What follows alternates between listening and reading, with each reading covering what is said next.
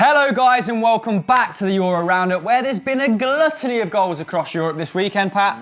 Please tell me more about our first winners, Antonio Conte's Chelsea FC. Chelsea came from behind to beat Spurs 2-1 at Stamford Bridge thanks to goals from Pedro and Victor Moses. Now there were some ominous signs for Spurs from the outset, not having beaten Chelsea at Stamford Bridge since, guess when?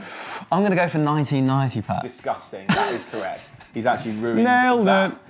Spurs have drawn 5 and lost 17 at Stamford Bridge since then. That it's is a poor. real citadel, Opta. That actually makes it 26 wins for Chelsea against Spurs in the Premier League era. That's more than they've managed against any other side. Incredible stuff. And Diego Costa is very much the man in form. Got an assist in this game, getting it in for Victor Moses. He's now been involved in more goals than any other Premier League player with 14. Oh, that's incredible. Compare that to second place Alexis Sanchez, who's only been involved in 10, and you see how truly dominant the Spanish striker has been. Did I hear you say Victor Moses, Pat? Oh, you did. Because that segues nicely into our next part. Hey. He obviously scored the winner, and that's his third goal at Stamford Bridge this season. All of his goals coming at home, and this has attracted, apparently, the likes of Barcelona. Oh, of course it has.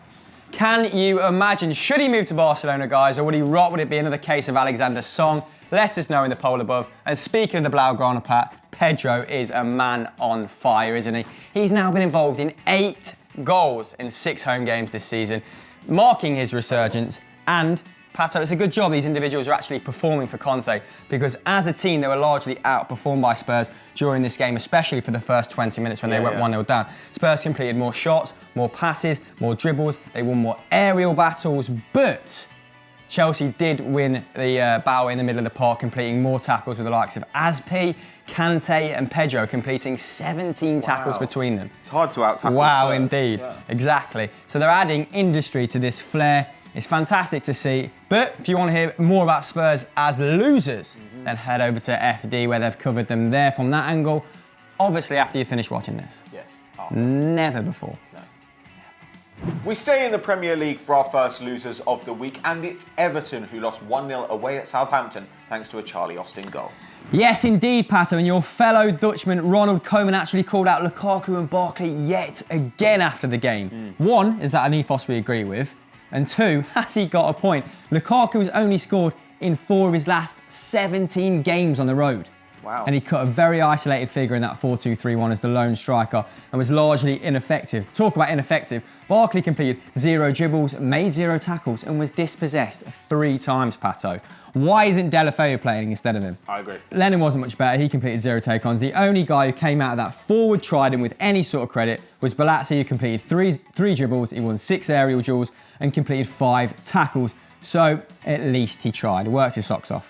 Yes, indeed. But was Koeman right to call them out? Let us know in the comments below. Now, Everton have kind of had a little bit of a slump recently. They've taken 6 points from the last available 24. Bear in mind that they went 13 out of 15 points at the beginning of the season and looked very, very exciting indeed. Now, Ronald Koeman, I think we can agree, he's definitely improved this Everton side. He's got them playing with structure again. But we know he's a little bit cross-happy, and he does seem to leave some of their good players on the bench. Like at Southampton, there were points when he benched Mane, and there were points when he benched Tadic. Yeah. So why doesn't he? Why doesn't he think that these guys are kind of right for the team? Gerard Deulofeu got a hatful of assists for Romelu Lukaku last season. Like Chris says, he might be an alternative to Aaron Lennon.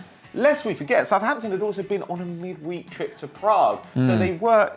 They could have been got at in this game. Yeah. They were probably a little bit tired. They don't have a terribly big squad, and you would have thought that Everton could take advantage of that. But actually, this result could have been worse. Fraser Forster had 1 save to make. Stekelenburg made 6, including an absolutely phenomenal reflex save from a Charlie Austin was just gaping at the goal for about 5 minutes after, thinking, how has that not gone in? It was incredible. It's unbelievable stuff. Southampton had 17 shots in this game. Very impressive. If you want to hear a little bit more about them in the winners category, then head over to Winners and Losers on Football Daily, where we discuss them in a little bit more detail, because the Saints deserve it. But for the Toffees, this week, you're in our losers.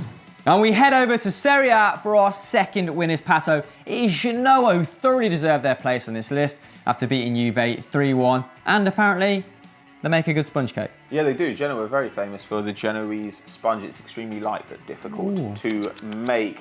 But the people having difficulty on this day were Juventus, who lost 3-1 to the Griffin, Seamless. thanks to a brace from Giovanni Simeone. Ooh. Now that came 6,084 days after his pops scored against them for Lazio. That is a footballing dynasty, my friend. Now, Juve dominated possession in this game, 65% of the ball. That's a lot. But they've only had 12 chances in comparison to Genoa's, and that back three could not cope with Genoa's attacking trident. Benatia, Bonucci, and Alves just couldn't deal with that attack. Not at all. In particular, Bonucci made an absolute clanger for the opening goal, and that Genoese attack managed to win 13 aerial duels and pop off 8 shots. But if we're going to talk about deadliness, shooting, we've got to talk about Miralem Pjanic, who bagged Juve's consolation goal in this game.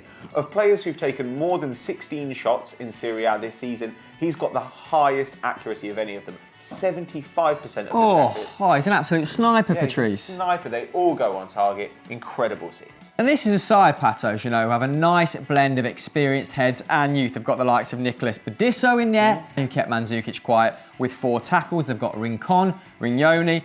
And the youngsters, you've got Simeone, as you've mentioned, he bagged 2. You've got Izzo, the right back, and Perin, who's just 22. He gave a very assured performance in goal. And you know what appeared to be Allegri's bogey team? It's the first time he's conceded 3 goals in the same Serie A fixture. That's unbelievable. Dun, dun, dun. And Ivan Juric's side were actually 3-0 up at half-time. It's the first time since 2005 the old lady have found themselves 3-0 down as well after the first 45. And Roma won. More excitingly for the neutral, because it narrows the gap to 5 points and Genoa move up to 9. So well done, Genoa, on your result of the weekend and your fantastic sponge cake. So yeah, lovely stuff. Lovely. Send us some in the post. We now take a trip over to Portugal. Ooh, that's me Porto swilling could the Atlantic. Only draw 0-0 away at lowly Belenenses. Yes, Pato, and this now finds them 2 points behind Sporting and 7 behind Benfica. It looks like the Liga NOS is starting to creep away from them. Hopefully not. Hopefully they keep it interesting. And, Pato, if I'm correct, please correct me if I'm wrong, sorry. All right. They could be overtaken by Braga tonight, That Porto. That's poor stuff. Anyway, Nuno Espirito Santos' team, however, the Holy Spirit, have only conceded 5 in their last 11. So at one end of the pitch, they're pretty sound. But you compare their striking options and their goal return to a team like Benfica's, and it looks vastly inferior. They've only scored 19, Benfica have scored 26 already, Pato. Andre Silva still had a pretty productive game. Didn't score, but he's playing well.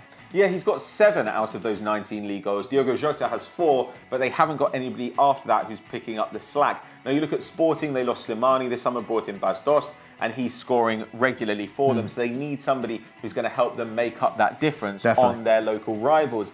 Now, they are actually in reasonable form apart from this result. They've gone 8 games without defeat now, and they've gone 4 games away from home without conceding. But when we look at their record, it is away from home that the problem lies. At home, they've got, in 5 games, 4 wins and 1 draw. Away, they've got 2 wins, 3 draws and a loss. So that is where the difference is being made. And if they want to come back and win the league, then they're going to need to improve that away form. But can they do it? Can they win the league? Let us know what you think in the comments below. And our final winners, Pato, takes us over to Germany. It's Bayern Munich, a team we've not covered for a little while because of their patchy form. They got over that loss to Dortmund by defeating Leverkusen in a closely fought encounter. How did it go, Pato? Yeah, well, it could have been difficult for them because Leverkusen, as we know, are a very dangerous side and were also coming off a disappointing loss against Red Bull Leipzig. Sorry, not Red Bull, Rasenballsport Leipzig. Thiago and Mats Hummel's headers either side of a fantastic Hakan Çalhanoğlu goal gave Bayern the points on the day. They took the 3. They're now just 3 points behind Leipzig on 27. The Çalhanoğlu goal, by the way, was absolutely outrageous. Zinger tower meal, mate. Managed to run through the defence completely unchecked, roofed it just as Manuel Neuer came out to close down the angle. Now, there were 13 shots for both sides in this game, which makes it look pretty even. But actually, Leverkusen had 4 shots on target to Bayern Munich's 8. And though Leverkusen apparently created 2 clear-cut chances to Bayern's 1, I thought that the Munich side were pretty good value for the win. Yeah, me too. There's a little personal accolade in there, Pato. Philipp Lahm now has 235 Bundesliga wins. That's the same number as Franz Beckenbauer. Wow. Only 6 players have more, so a big well done to him. And we talk about the Champions League making life difficult for clubs, Pato. You hear a lot of excuses banded about, especially in the Premier League. Bayern haven't lost following a Champions League game in their last 17 league matches. That's absolutely So, outrageous. get over it, Prem teams. And Pato, the defence has also been excellent recently. They've conceded 12 in the last 14, picking up form again. But compared that to the first 8 games, Pato, where they only conceded 1. That's and quite frank, yeah, you can see how they've kind of swung from one way to another. But do you think they'll catch Red Bull Leipzig in the next couple of weeks? Who do you think is going to win the Bundesliga? Let us know in the comments below, guys. We head over to the Netherlands for our final losers of the week, and it's Feyenoord, because while PSV and Ajax both won, Feyenoord could only play out a very entertaining 3-3 draw with Utrecht, though they did manage to snatch that point from the jaws of defeat. Ooh, lovely, Pato. And this is a team who knows about scoring in the dying embers of the game. They've scored 7 goals now in 90 minutes plus. That's 2 more than the closest team. Michael Kromer knows all about scoring in the latter stages of a game. He now has 6 goals, Pato. He scored in the 98th minute of this game after coming on in the 92nd. It was pure drama at FC Utrecht Stadium, of which the name I do not know. Jorgensen also got a goal and assist. He had a productive afternoon. They actually went 1-0 down though to Sebastian Hollerstrike, and get this, Pato, he scored 4 in 4 against Feyenoord. So he's a perennial thorn in their side, the Frenchman. But oddly enough, the strangest thing about this game wasn't the scoreline. It wasn't scoring dramatically in the last minute. It was where Dirk Kuyt played. Yeah, well, we've always known him as a utility player. He's now 36 years old, and this time he played as a central midfielder in Van Bronckhorst's 4-3-3, which didn't really match up very favourably against the 4-1-2-1-2 deployed by Utrecht. It was also a bad week for Brad Jones. I mean, I think we'd all agree Brad Jones is one of the greats. One of the He's had a good season, so less of that sarcasm. Probably one of the best ever to keep goal, but he's conceded 7 this week, which is unlikely. We go again Monday, Brad, which is today, so... Though in fairness, the defence in front of him wasn't particularly good, barring maybe Hayden. They didn't have a good match at all. Feyenoord remain joint top with Ajax on 33 points, but they'll be bitterly disappointed with the fact that they've let that lead slip in recent weeks. But can they hold on? Can they compete with those 2 rivals? Could they maybe win the title? Let us know what you think in the comments below. I also want to ask the Feyenoord fans, Pato, does Dirk Kuyt play centre mid very often? And how, why, and where? So, time for some special mentions and shout-outs. Pato, hit me up with the SMs. Yeah, Benfica are now 5 points clear at the top of the Liga NOS. Monaco won 4-0, Sevilla beat Valencia 2-1, and Celtic, Chris's beloved Celtic, Centurions. They've won 100 trophies now. Incredible scenes. Come on, Brendan Rodgers. And you guys have been tweeting me and Pat all week, so thank you for that. We've got Carlos Salvadir, who says here, hate to say it, but Barcelona should be in the losers after drawing 1-1. At the Anoeta. Aaron or Aaron Toomey, apologies for mispronouncing your name, has said Alaves should be in the winners after claiming another scalp at the weekend over Villarreal, I believe, this time. Lewis has agreed with us. Everton should be in the losers section, but he's also a Liverpool fan, so shocked there. Sean Rowley says Palace, and Alex said United should definitely go in the losers, but I believe Joe may have covered them on FD. Yes, indeed. And if you want to find out a little bit about Palace's bad year, then head over to last week's Euro Roundup, where we give you a little bit of context on how terrible 2016 has been for Alan Pardew. Just the worst. Alan Pardew. So that was this week's Euro Roundup. Pato's hungry, so we're going for lunch. You know what? If you enjoyed this, why don't you stick on Stat Wars? Yes, indeed. This one has the most successful team in European football. Guess who that might be? And also, don't forget to check out FFO, which is back this week, where Chris takes on Joe to decide who is the most hated team in world football. And as always, guys, don't forget to like and subscribe. Catch you next time.